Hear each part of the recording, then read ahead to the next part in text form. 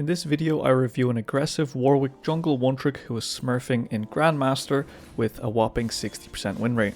If you're looking to improve at jungling or just want a new pick, then this video is made for you. Since Warwick is one of the best duelists in the game, this player likes to start his red buff so he can go invade at level 2 and steal some camps or pick up a kill early game. This is one of Warwick's selling points and is something you need to be abusing. As Warwick finishes up his red buff, you'll see on the top side of the map that the enemy top laner is not in lane. This tells us that Lee Sin is starting on the red buff and Warwick pings this out. So since we know Lee Sin is on the top side, we can assume that his clear is going to be red raptors down towards bot side, so Warwick has enough time here to clear out some of his camps. As he clears out the blue buff, he drops a yellow ward over the wall just to confirm when Lee Sin comes to take his own camps. When you're going for a play like this, you have to be very wary of the lane states because you don't want to get collapsed on from the enemy mid and bot lane who have priority. You also have to be aware that Lee Sin could just go for the vertical jungle if they have a ward spotting you out. And if Lee Sin doesn't show up here after you've cleared out some of his camps, it would be safe to assume that he is in your top side jungle and you're playing a vertical jungle game. Warwick just cheesed away 2 camps away from the Lee Sin and he sees a perfect gank opportunity on the bot lane. They are unsuspecting of this and this should result in easy kills, or at least flashes. This again is one of the best strengths of Warwick and his level 2 cheese. Warwick secures the flash here, and because the Scuttle Crab isn't spawning for another 20 seconds, he's looking to take his own raptors, but then he spots out this Lee Sin walking down to his bottom side jungle, unsuspecting in GrandMaster, and he's looking for the cheese 1v1. Warwick is so incredibly strong early levels because of his healing and his fear, so if he fights this Lee Sin, he'll definitely win, but you can see when you don't respect the prio, bad things can happen, and even still, he almost gets the Lee Sin here. He is chasing. Lee Sin is so low. If he even tries to eat him, Warwick will find the Q there, and there it is with the movement speed buff, and they're on the escape now here. LeBlanc sitting in the bush, waiting to escort him out with the blast cone. Helps him out there actually, and he's just walking out across the towers. Really nicely done. Gwen does find him though. Unlucky timing. So you can see it is quite risky going for these cheese level 2, level 3 invade, but this is an aggressive Warwick player and he's playing high risk, high reward here. On the respawn, you'll see that he's pathing towards the top side, and this is simply because his camps are still up there. Lee Sin for some reason didn't take them, no one was suspecting an invade, and everything is still up. So even though he was punished for his invade, it was an even trade and he still secures more of his camps than Lee Sin. So in the end, he does get a lead. It's really important that you look at the lanes between your camps so you can actually find gank opportunities, because if you find one, you should drop your camps immediately and go for a kill. Otherwise, when there's nothing to do, you just continue farming like this. As Warwick walks onto his raptors, he notices that they are missing. Now he could go for a gank on the top lane because Gwen is really far up, but here he sees a really nice opportunity to take this dragon because he has full priority in his mid and bottom lanes. Just note that he wouldn't have done this dragon if he didn't have laner assistance because it takes too long for too little reward. As soon as the dragon falls, he starts channeling his recall immediately because there's nothing to do on the bottom side of the map. And it would be way too risky right now to go for an invade because we have no idea where Lee Sin is. Also, the enemy bot lane just got priority because his bot lane leashed the dragon. So because of all these factors, Warwick returns to the top side to look for a gank on the Gwen with his completed Noon Quiver. Of course, she has a ward because she's strong side, so the gank doesn't work out. On his return to the bottom side, where he does actually have camps, he notices that LeBlanc is TPing to the middle lane. LeBlanc is really great for setting up ganks because of her dash and chains, and Warwick picks up on this finally and looks to kill this TF. He's immobile, he has no way to escape from a gank, and just like this you can see easy pickup and the snowball should be beginning now. He picks this up and now he's looking to invade the Lee Sin because he does have a Noon Quiver and he has mid lane and top lane priority. So if he would have found Lee Sin here, he would just completely eat him alive. He is kiting this into the bush just to be careful because Gwen is on the return, as you saw. And he's gonna look to dive her with the Tam Kench, or at least pick her off. Of course, it's a bit too early to dive, and of course no Krugs here, so instead of wasting time, he starts recalling again so he can get back to the bottom side. He wants to get back to the bottom side so he can protect his camps and continue trying to get a lead. When you're walking anywhere from base, you need to be looking at lane states to see if there's a gank or something you can do to help your laners out. As I say that, Lee Sin's icon shows up on the map, and this is telling us that they want to dive the bottom lane because his Vladimir is quite low. Warwick picks up on this and he's there instantly trying to turn this around. As the TF ulti comes in, they want to get the hell out of here so they don't end up fighting a losing fight. They would only want to fight if it's under their tower because then they could actually win. Warwick tanks the Q here to try and save his teammate, but Lee Sin is level 6 so he just kicks him into his whole team. TF flashes with the gold card and that's just gonna be an RIP. These kind of things happen, but you just have to keep your eye out for them. That's the more important thing rather than the result. Warwick respawns, Tahm Kench is teleporting, and you can see that this fight is still going on, so he's gonna move down here to try and join and help his team.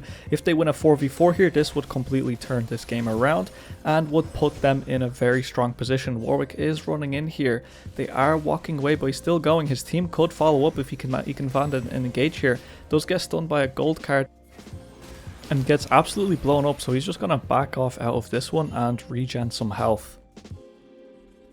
He notices that Gwen is half health in the top lane and starts running straight up to there despite his low health bar. He has a smite charge and a Q, so he can heal up really quickly and go for a gank up in the top side here. And you can see just there that his Q and smite just took him to 100% nearly.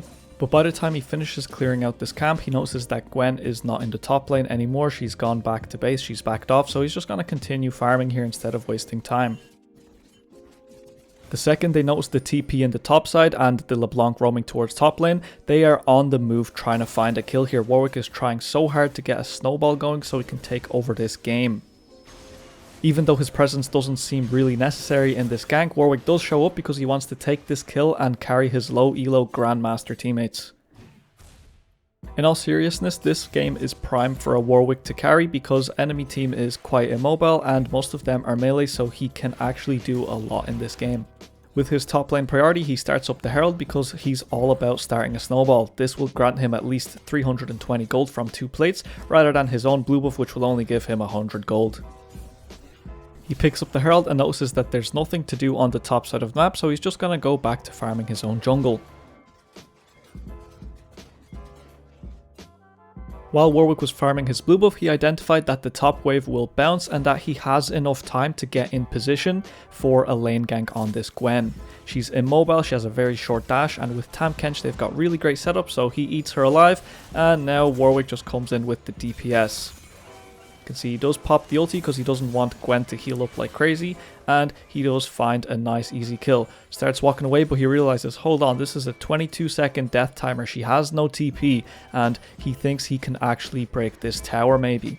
After cracking the tower, of course Warwick wants to base because he just got a big lead and he wants to spend that gold. You'll see he picks up a Kraken Slayer in the shop because he wants to carry this game. They're all immobile or melee in this game, and this means he can easily stick onto them and actually use the Kraken passive and do a lot of damage. Speaking of doing damage, you can see this is the perfect opportunity to go and look for a fight. They're diving in the bottom lane once again because Warwick was making a play on the top side and he's sprinting over. Tahm Kench teleported as he was unbenched with the Warwick gank and Herald tower break. Because of that, the tower dive is salvaged and there are no further casualties or losses on the bottom side. So even though Warwick didn't get to the bottom lane on time to have some impact, he still indirectly impacted the situation with the play he made on top lane. This is why jungle is so good. And while there's nothing going on the map, Warwick is just gonna farm.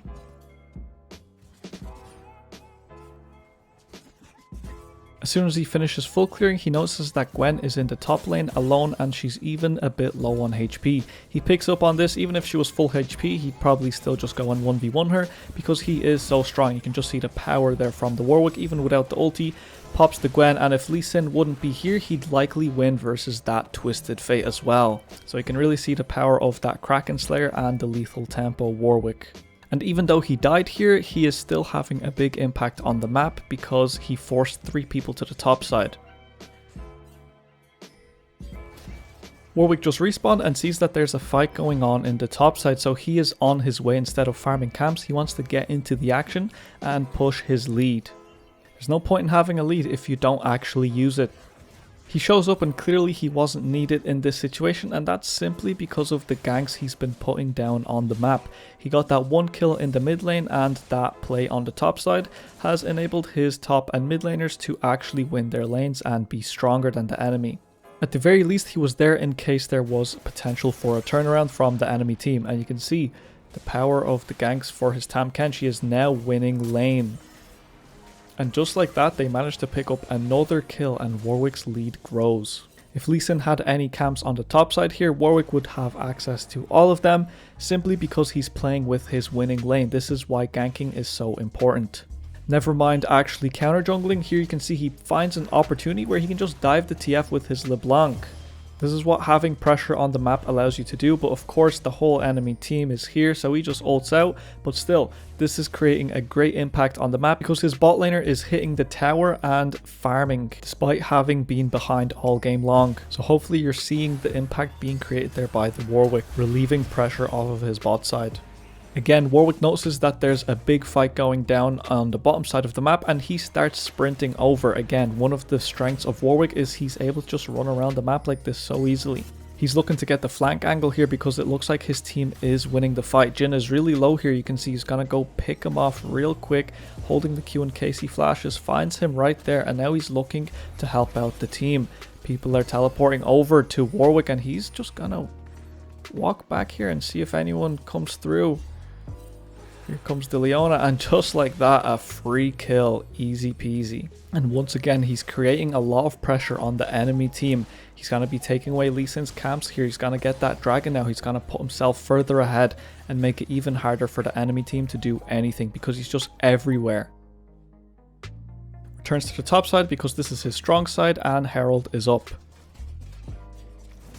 As soon as he sees that Lee Sin is taking the Herald and fighting his LeBlanc, he starts moving instantly, looking for a flank angle to try and help out and turn this fight around.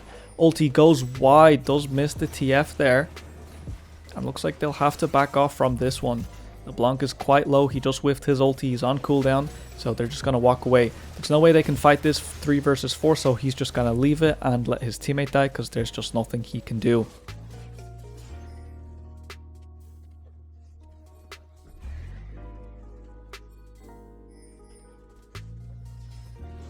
Herald gets dropped mid lane, so he's just gonna go clear it out so his LeBlanc isn't stuck here and gets dove and loses tower.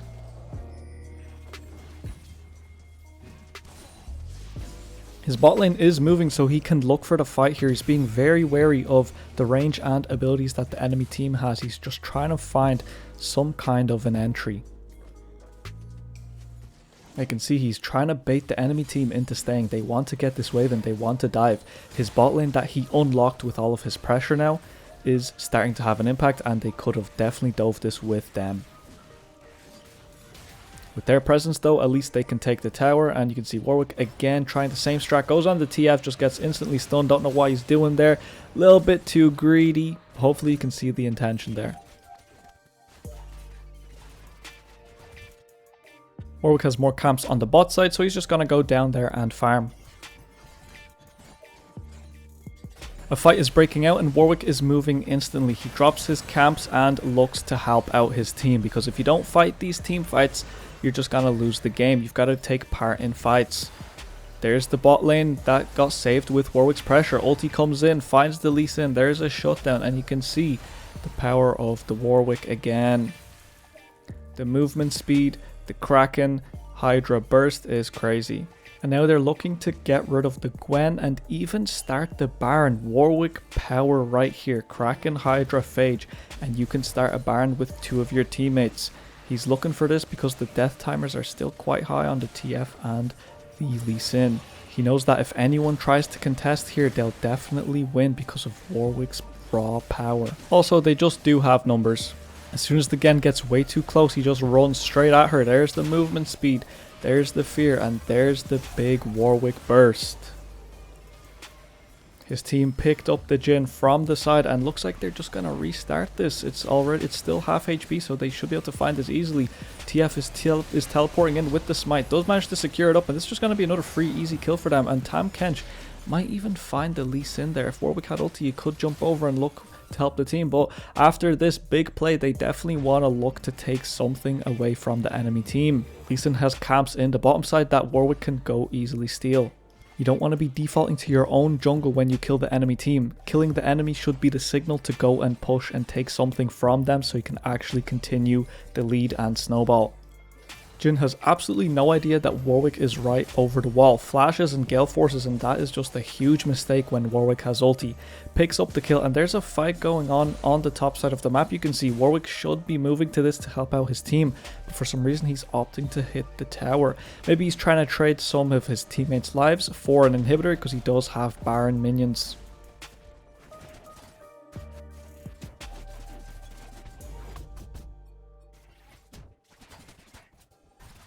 At this stage you can see that Warwick is really strong and he's got his whole team ahead with the pressure he's been creating on the enemy team.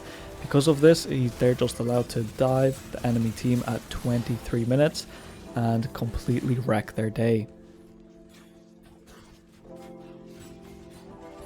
Anyway, at this stage of the game, I think you can tell that Warwick's team is so strong they can just run over the enemy, and you can see Warwick is just a menace. All they have to do is group and end, and that's the game.